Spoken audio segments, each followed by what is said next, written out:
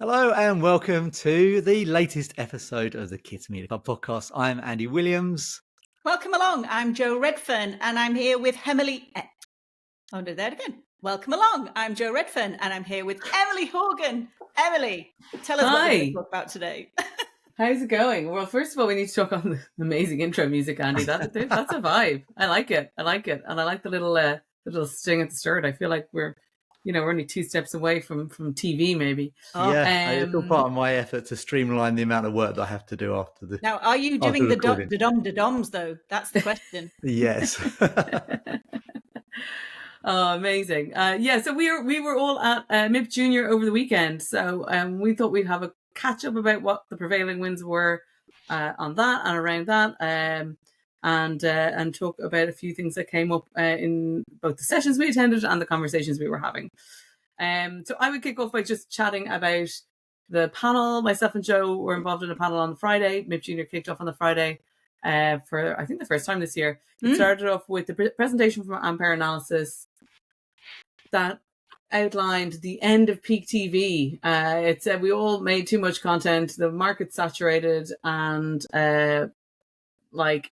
basically put data behind some of the depressing overtures that have been talking the industry for a little while. But to bring the tone up and to bring positivity for the future back in, myself and Jo sat on a panel I moderated a panel that Jo was on, about new business models and new ways of doing business in kids IP.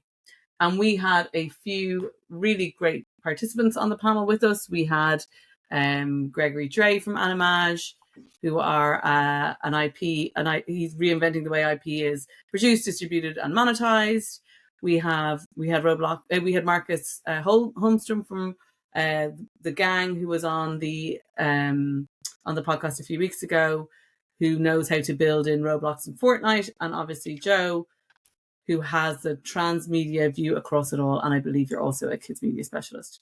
So we were supposed to have Yannick Ferrero from E1, but unfortunately he didn't make it off the tarmac at London. But we still had lots to speak about in this opening panel. And I think, it was the idea, and I think when we spoke about it in advance, the idea was to give folks a bit of hope, about new business models, about people who are having success in new business models. I think it was important that there was a Roblox studio in attendance at MIP Junior and on a panel at MIP Junior, because that's someone.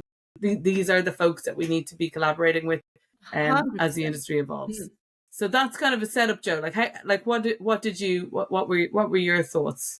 Well, I mean, as you know, because we did the panel prep calls, I mean, this very much was a panel designed to be forward-facing, but not within the sense that, saying to everybody, you're the past and now we're the future. But actually, things are changing. The key message being we've moved from an era of passive consumption by kids and young people to what I call participatory media. And that's very much the shift that sums it up. Again, we got Greg there, who works exclusively across YouTube, and Marcus from Roblox, two UGC platforms that to a large extent, has democratized creation. So kids are not just consumers now, they're creators in and of themselves. And that necessitates a different approach to how we grow and build IP and tell stories.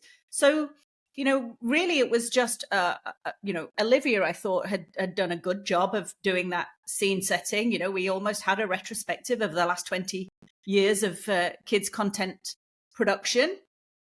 But actually, now we've got to talk about Roblox and YouTube. We can't not talk about it because they play such a vital role in shaping content trends. And let's say it, monetization. Obviously, we've got to talk about the money side of things. So it was really nice to be able to sit on a panel. And actually, given that it was the first time it was run on a Friday afternoon, I was quite heartened by the number of people in the theatre with us, Emily. Yeah, me too. Yeah, which shows how much of it's a topic that needs leaning into. And it was great to be able to just talk with people who are doing it day to day. This is what we're seeing. This is how we're building. This is what we're doing.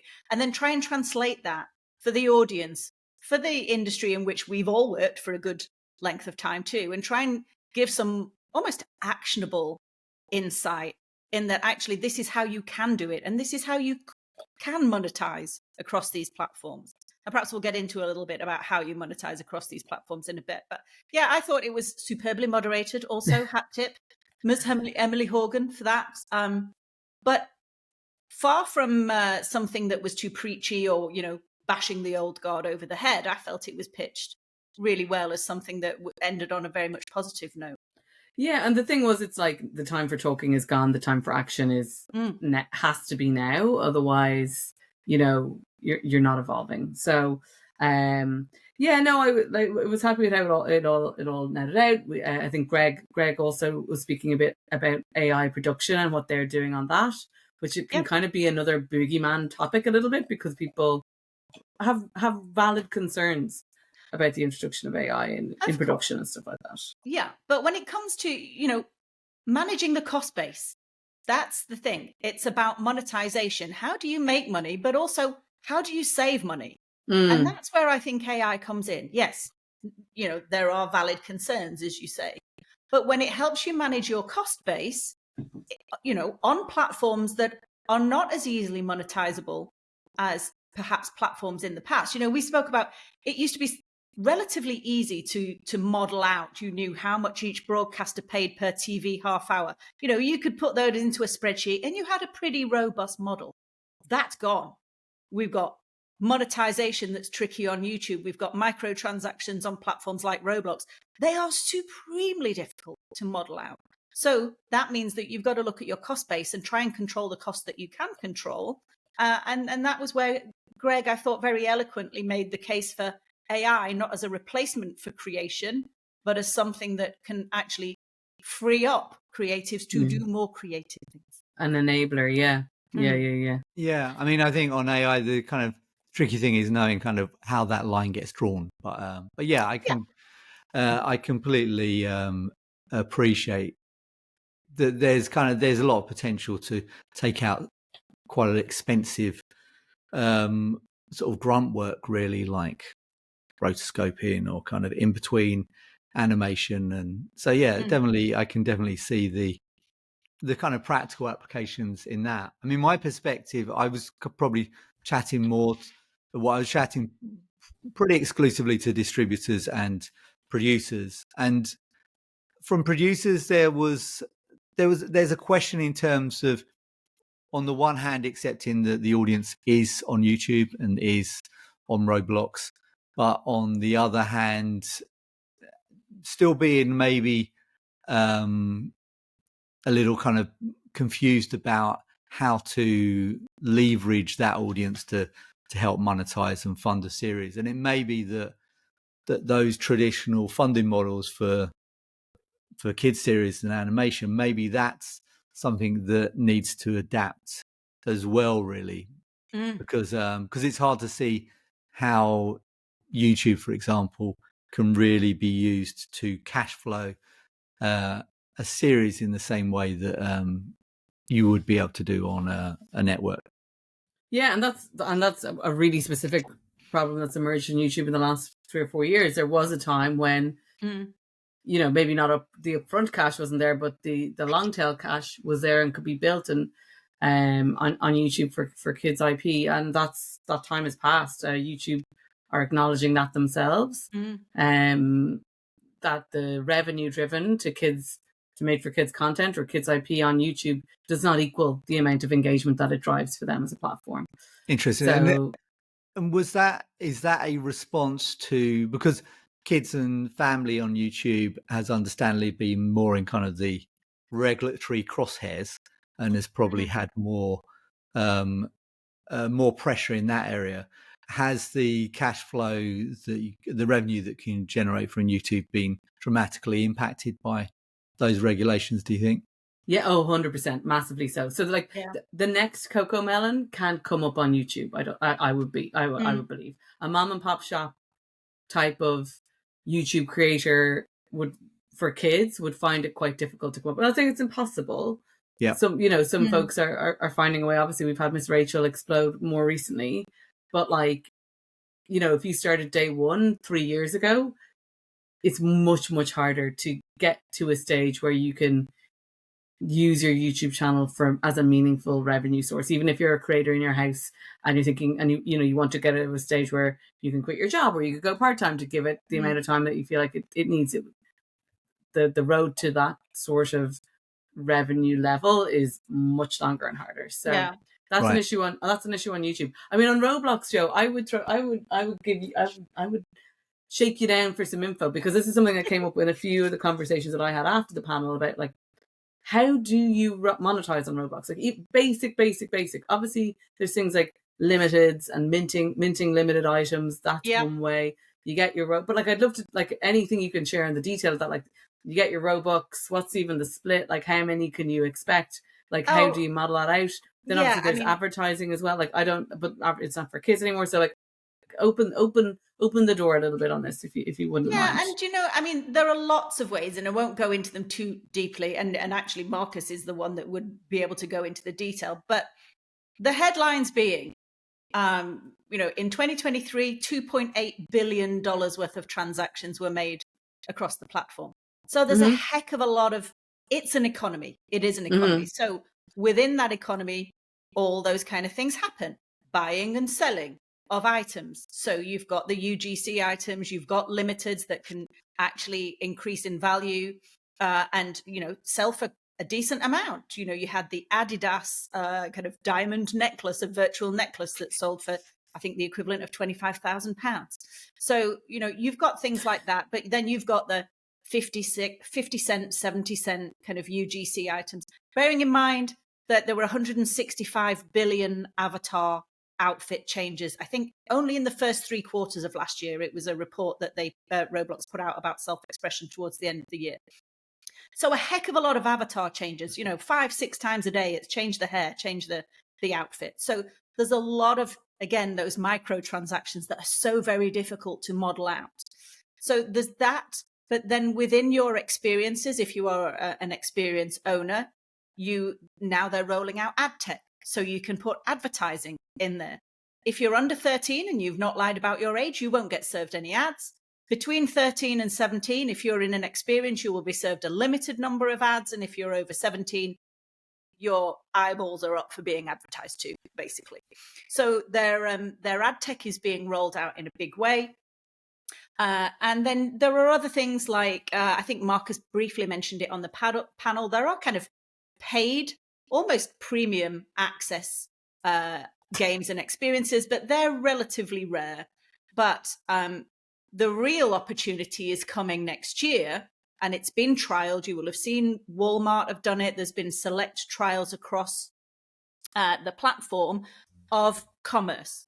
So e-commerce, but in real life, e-commerce is coming to the platform. So Beetlejuice, that experience. If you were over 13 and you were in North America, you could go up to a kiosk and you could buy your ticket for this for the movie in Roblox with a partnership through an online ticketing platform called Fandango. They announced the partnership with Shopify. And I saw a little snippet of video the other day that showed you could be walking through an experience.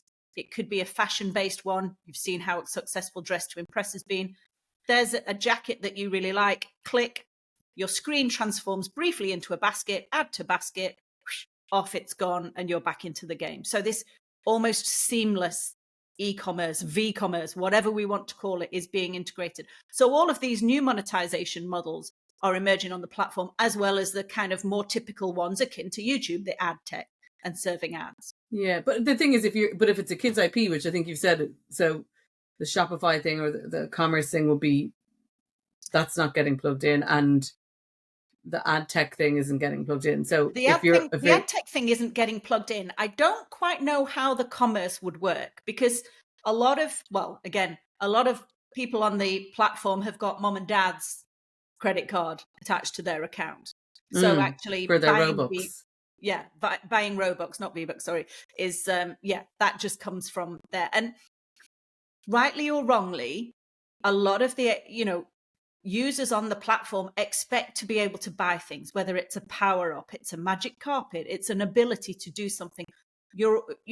I created an experience or oversaw the creation of an experience that didn't have any monetization. And actually, it was conspicuous by its absence. We ended up putting a little bit in. because it's so standard on the platform that you pay a few Robux and you get your magic carpet, or you get your, kind of speed run. So those kind of things are almost, kind of part of the experience. Yeah, they're woven into the fabric of it. That prompts questions about whether it should be part of, what young people are doing. There are some experiences on there that skirt very close to gambling, for example. And I do know that Roblox are at great pains to try and stop that kind of behavior and educate the developer base not to do that. But, much like YouTube, it will happen. But the key for me, just to answer your original question, given the challenge of monetization on Roblox, and we spoke about the challenges of monetizing on YouTube, it makes it all the more important, in my view, that you have that multi-platform transmedia strategy from as early as you can, so that you can produce and create as efficiently as possible to have a presence on all those platforms. Because it's only by having a presence on multiple platforms that you do grow a brand of value. And the other part of that would be, I do think we'll see capital start coming in to kids creators. And I think, what I hope will happen is that there'll be slightly more patient capital that will allow creators to create for 2 or 3 years and to scale across those platforms. So pieces of pie. Go get your individual pieces of pie. Can't get a whole pie in one place. Yeah. So, I thought the panel, it didn't provide the blueprint for doing that. I don't think anybody has one. If they did, they certainly wouldn't be in Cannes. They'd be in Tahiti, sipping a margarita. But, I felt that we gave a few actionable kind of insights and clues as to how it might happen. That's interesting. Sorry, I was kind of curious at looking at it from a producer's point of view. Do you think there is the potential to have someone be the next Coco Melon, but it be on Roblox? 100%. Yeah. I mean, the example that one would give at this moment in time is Dress to Impress. It's an experience that was built and scaled and to a large extent is still run by 2 teenagers. And this is the game that broke the platform record just in the last few days. It had at one point 1.1 million concurrent users in the experience. That is huge, and they are making millions in any given month. Now, that is the AAA plus kind of example. There are millions and millions of games that will never, ever get anywhere near that. But the fact still remains that there are 80 million daily active users on that platform. A good chunk of them are under 18. A growing chunk are adults, but a good chunk of them are what we would class as minors. And they're distributed more or less equally around the whole globe. So if your audience is kids and you want to scale an IP with kids, really, it's not a platform you can afford to ignore. Just in that first instance for the awareness and the reach alone. But then if you're sensible about it, then you start thinking about what those monetization strategies are eventually. What can you do to galvanize your fans and your users off platform? Is it to buy tickets? Is it to buy merch? Interesting. So what about you, Emily? Well, I think moderating. What were your takeaways whilst you were trying to manage everybody on stage? Yeah, the key one was that the time for action is now. Do you know what I mean?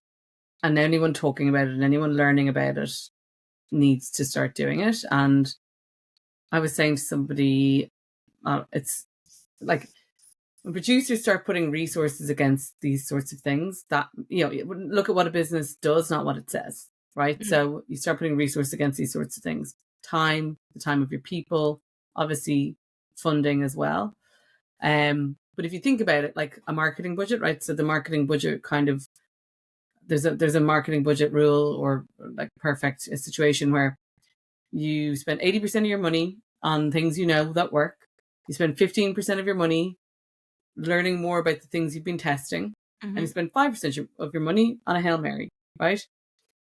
And if you broke it down like that, studio CEOs should be spending 1 day a week progressing what their company is doing on digital platforms. And obviously that feels like a lot, right? Like a whole day a week, but you need to do that, and you need to be disciplined to do that, because it's so easy to get pulled back into the area, and the whatever's on fire in production with the series that you're delivering. And I know that is super understandable, but that's where you need to be really focused and say, no, I need to be spending one day, one day a week working on this. I need to be looking at trying to find ways of getting a fifth of my company's resources, be it people or revenue, turning us this direction. And Andy, so given that you probably spoke to more producers during your time there, do you get the sense that there are those that are experimenting, or have they not? Yeah, got the I mean, ability? I think there's an element with MIP where the whole thing's structured for producers to meet. Well, it's for buyers to meet with sellers, and so I'm not quite sure if that environment is the type of place where people will know where to go to if they've got a Roblox idea that they want to do. In some ways, because it's a platform that's where it's straight to the consumer, it sort of cuts out a whole swathe of the activity that takes place in MIP. And maybe that's also why kind of the industry has been slow to adapt to that, because in some ways it's a real shift in mindset. But it did come up in conversation. In a way, I feel like Roblox is where maybe YouTube was 5 years ago in terms of the attitude of the industry, or where TikTok was previously. So there's a lot of talk about the challenges on the platform, about protections for the users, in the same way that you'd have those kind of discussions about YouTube and TikTok. And anywhere on the internet. Yes. Yeah, and particularly anything that has a social aspect. So, I mean, Yeah. Fortnite probably doesn't have quite so many issues around that area as maybe Roblox has, because as I understand it, Fortnite is more of almost kind of a more traditional model where you get the people that make the games aren't kind of it's not user generated in the same way as Roblox, is my understanding. And I'm kind of wading deep into waters where I can't speak with that much authority. So I think it's more difficult to go and experiment on a platform like Fortnite too, because it does require a lot more coding and development, whereas Roblox is a low code platform. Yeah. So you don't necessarily need a computer science degree to spin up an experience. Now, you probably do need some element of computer science know-how to make a good one. But unlike Fortnite, that is still something that is quite complex on which to create. I think that is why Roblox has, got however many million active experiences on there. It's very much the YouTube of gaming. But in terms of, it's interesting because I spoke to one producer who had done that actually, and that was the only one that had said, they'd had a team that hadn't really got much work to do, so they pivoted them into Roblox. Said, just go and create, see what you can come up with. And they showed me some of the ideas, and it was great to see that actually they'd used that small team, and the CEO had said, go and play, just go, see what you can do. And that really chimed with me actually after what you'd said, Emily. But that was the only time I heard it. Yeah. And it does feel like people are still in their kind of in certain amount of their silos to some extent. I think that even though we talk about a kids audience, I think people do just have the blinkers on in terms of it just being broadcast or potentially broadcast on YouTube. But I think it's rare for it for the producer that has kind of been conditioned to think of broadcast TV to also expand their horizon out to Roblox and gaming platforms as well. Yeah, it's a shame though, because the creators on those other platforms don't necessarily see a barrier the other way. Yeah. that absolutely. is the thing. Yeah, and it's one of those areas where there's probably some very productive kind of exchange of ideas between those areas as well that I think would be pretty fruitful. Yeah, I was reading and chatting to Gregory Dre actually about Inoxtag, who is a French YouTuber, and he decided he was going to climb Everest. So he documented his training and his ascent of Everest. And it ended up getting released in French cinemas, sold out, then was picked up by TF1. So, this is a YouTuber making, a movie. Amazing. Yeah. Or a movie length piece of content. But that, this is the interesting thing about YouTubers and the closeness of the relationship they have with their audience. And back to the point about monetization, given the closeness that Inoxtag had with his YouTube subscribers, he was able to galvanize them into doing something off platform, i.e. go and buy a ticket and go and sit in the cinema and watch his ascent of Everest. And again, also galvanized TF1 to buy his movie. So again, this is an indicator of the monetization that doesn't necessarily come from the ad revenues on the platform, but shows the value of building a brand across multiple platforms, because then you can start galvanizing your audience to do things off platform. Buy the chocolate bar, buy the box office, buy the ticket to the movie, buy the merch. It's the reason the Sidemen and Mr. Beast got to open restaurants or launch chocolate bars. They had such a relationship with their audience that then they could galvanize them to do something else off the platform, buy something of theirs. So if we adopt that mindset, then it starts to make sense that this idea of building your brand and your IP across those multiple platforms. Yeah, and what's interesting with, because I think in some ways the Sideman and the Mr. Beast examples are very interesting to explore, because on one hand it shows the immense power of having that follower base and those subscribers and that attentive audience, and then it also shows the risk in terms of spending your reputation and your credibility maybe on products that don't warrant it. Yeah. Brand management 101. Oh yeah. Yeah. But I've seen it in the bit of work that I've been doing in sport. You've got the Sidemen who do their charity match, who are able to sell out a full stadium and get 22 million views of a charity match. They're not footballers. You've got Logan Paul and Jake Paul, both of whom have strayed into boxing and wrestling, I think now, one of them. And, a lot of purists would say, well, what right have they got to move into sport? Well, the right that they've got is all of the attention and the eyeballs enabled by their audience. Yeah, absolutely. Yeah, it's kind of, that's something that I think has been a real flip in terms of the way traditional media and new media has operated. Is that I was reading a while back an interview with a stand-up comedian who said that when he started, the deal was that a broadcaster or a TV channel would then find an up-and-coming comedian that didn't have a big audience and say, you've got a lot of talent, we'd love to introduce your talent to the audience that we can reach. And he said now it's you build up a big YouTube following or a big Instagram following, you've got millions of followers, and then the broadcaster comes knocking and said, we'd like access to all of your audience. To your audience, yeah. And you can see that's kind of definitely something that's happening. I mean, going back to when you were talking about the French YouTuber, that also feels like it chimes in with what Calvin was saying in a recent podcast that we recorded in terms of the power of super fandoms. And it also reminds me, it also kind of echoes a bit of the whole manga and anime situation, where there's a kind of an intimate relationship between the creators and the audience that doesn't necessarily kind of follow that traditional broadcaster finding a show and then marketing it to an audience. Yeah, interesting. But it go on, Emily. It brings it back to what we were saying at the start, which is, the audience are voting and the power is in their hands. And that's the key thing. Yeah.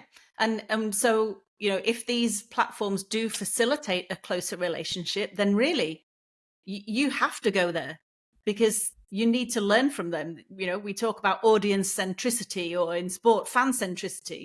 Well, actually, the very definition of that is putting them at the center and then servicing their needs. And you will only find that out if you go and engage with them. And that was Calvin's point. Fandom is a two-way street. Now you've got to go and you've got to work hard to get to know them. You've got to nurture relationships. You don't go in too hard too soon. You've got to cultivate fandom. It's like a little weed. You've got to give it water and light, and then it will grow. And then think about the right time to go in with the monetization. Or a flower, Joe, or a flower. A flower, sorry. Think positive. But that does kind of throw up the question on that, like, I would say I was really struck with this year about the whole of MIP, right? MIP Junior, MIP Com, buyers and sellers, divorced from the audience, going down, making decisions, spending so much money. It's like it's a Taylor Swift of an economy boost down there in Cannes, between You're not wrong. Booking out the Palais, some of the parties, the super yachts, and then there's so much ancillary stuff, where it's like you've got MIP Junior, we had that whole theater in the Marriott. Then there was, there's various dinners that are happening, various side kind of workshops and seminars happening at the same time. Like, there's so much money going into this, and it's just, I don't know how sustainable it is, because it doesn't have the audience at the center of it. It has buyers and sellers there.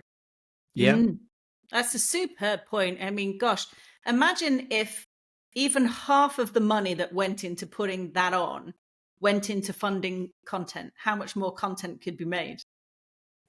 That's a good chunk of change that all, in that, what, 3/4 of a mile of the Croisette, that's a big chunk of change for the best part of a week. It's mad.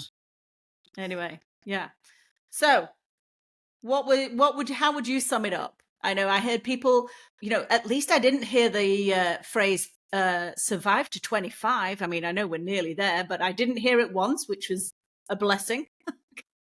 But how would you sum it up, Andy? You had a similarly short visit to me. How did it feel? I mean, so I kind of came in on Friday, had loads of meetings on the Saturday and some on the Sunday, and then left on the Sunday.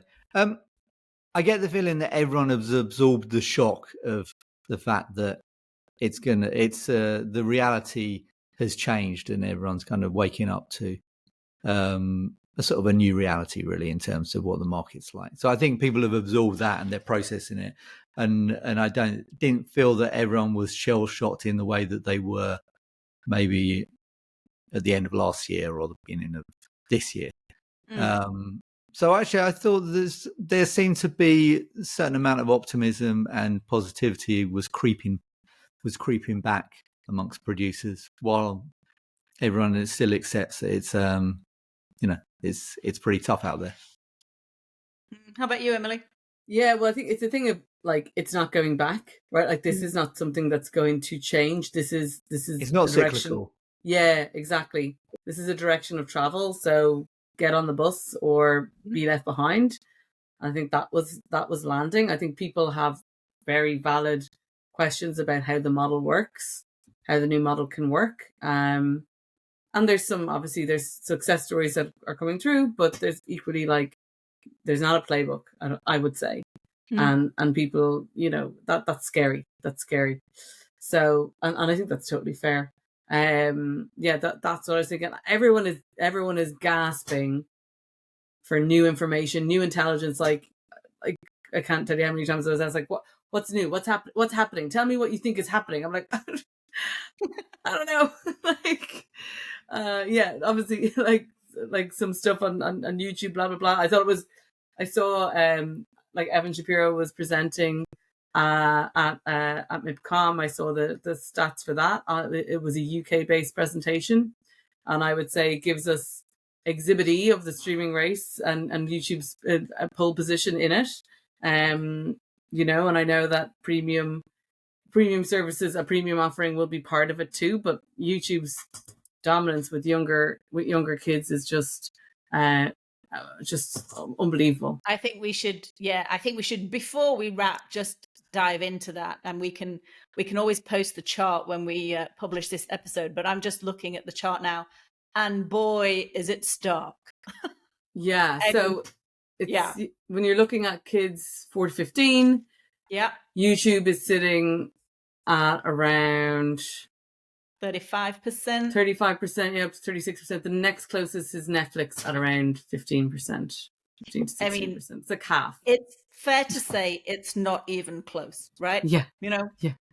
That's for younger kids. Obviously, when you look at the audience as a whole, BBC in the UK has bigger dominance once you add up all the different age groups. But like you say very often, Joe, the kids are the audience of the future, and the way they're behaving isn't just going to change when they hit 35. They're not suddenly going to start watching, linear TV or the news at 6 or whatever. So, this is by its nature future gazing. So I think that's, it's very, it seems so definitive to me. This, I think this is proof if it were needed that it's an evolution and it's not a cycle, that chart. Because that is only going to change in the short to medium term. It's only going to increase in YouTube's favor. We might see TikTok jump up above the BBC at some point, but that is how it's going to be going forward, given that YouTube is making such swift inroads into in-home viewing on connected TVs. It's prioritizing longer form content now, content that is made for TV, so widescreen, vertical video and shorts still exist, but they're very much used for discovery. And then, as we saw, Emily, at our recent breakfast at Little Dot Studios, there's almost a dead zone once you get through the upper limit of YouTube shorts. There's almost a dead zone up to that kind of 8 to 10 minute duration, because they're really prioritizing that long form. And when YouTube sets its stall out to win a user base, that it's difficult not to back them. Again, it's the same in sports. Neil Moen had spoken recently about how much sport content is consumed on YouTube, and he wants it to increase even further. And again, I don't see any reason to disbelieve him. I think that's where young people go for their sporting content. They don't go to paid sports streaming services. They don't go to individual sports OTT platforms. They go to YouTube. So, yeah, it's way ahead. And also the sentiment Shapiro talks about as well is like, in recent posts I saw, was like it was a party, right? The party's over, right? And this is what we're saying about Cannes and everything like that. It was like content, budgets, lack of scrutiny, probably buffer line items for, flying to Riviera destinations and beyond, without real justification of that spend. And, creators on YouTube have come up having to look at every single penny they're spending, and having to learn about every single element of their media business, whether it's not just making content, optimizing content, programming content, marketing content, rights management of content. They've had to learn about everything.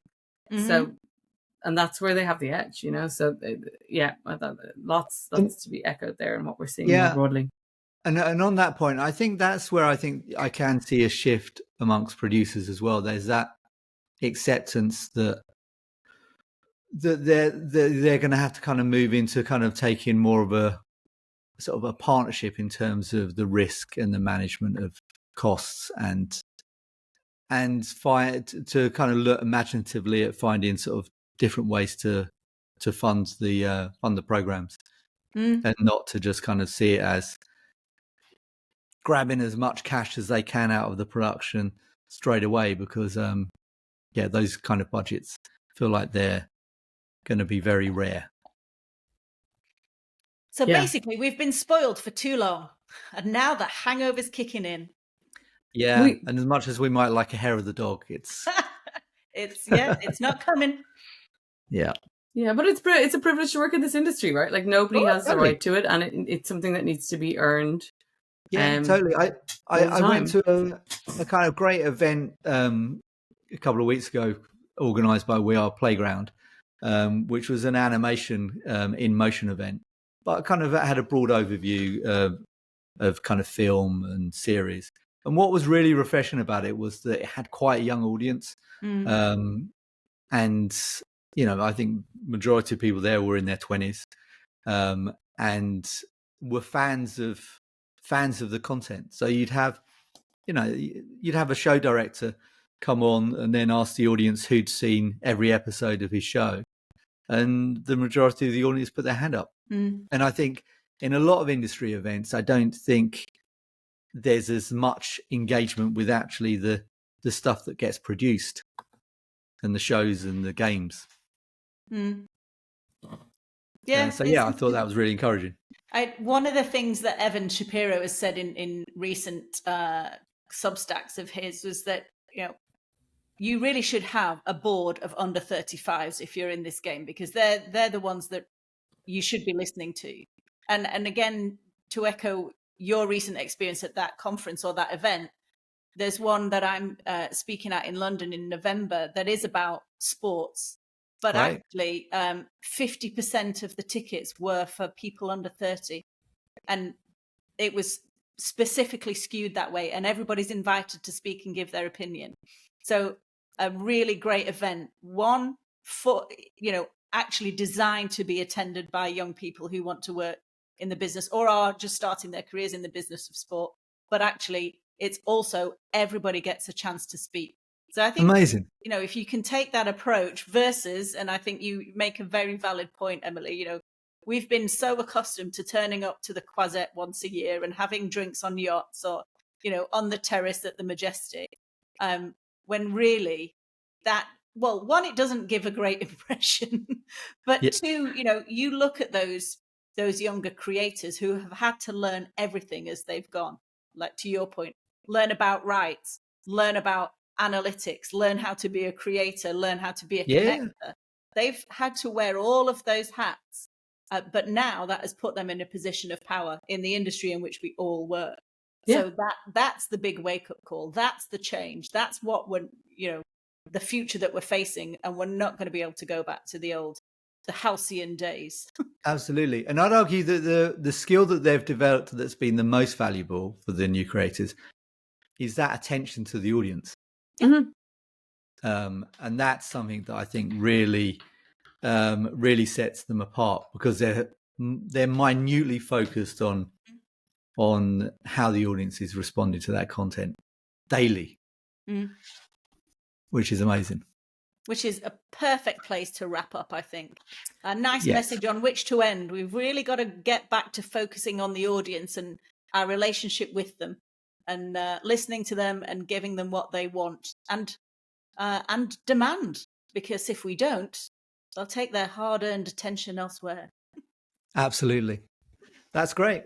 So thanks very much for listening, and I hope you'll tune in to the next episode.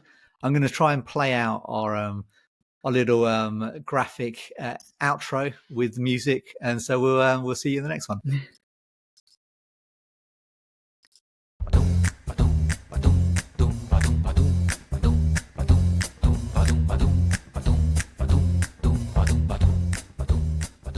That's awesome music. Sorry, should I have not said that?